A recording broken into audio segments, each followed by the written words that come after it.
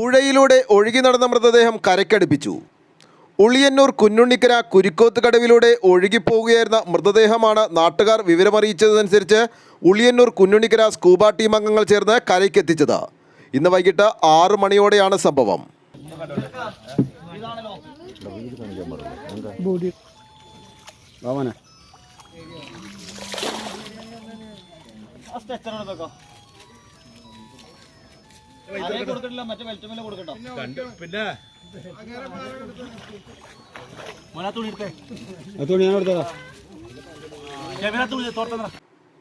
വൈകിട്ടോടുകൂടിയാണ് മൃതദേഹം ഒഴുകി നടക്കുന്നത് നാട്ടുകാരുടെ ശ്രദ്ധയിൽപ്പെട്ടത്. ഏകദേശം 35 വയസ്സ് തോന്നിക്കുന്ന പുരുഷ മൃതദേഹമാണ്.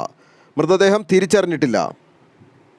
സ്കൂബ ടീം അംഗങ്ങളായ Sudheer Buhari, Niyas Kapoori, Abdul Jaleel MP, Yahiya Kapoori, ambulance driver Binu എന്നിവർ ചേർന്നാണ് മൃതദേഹം കരക്കടുപ്പിച്ചത്.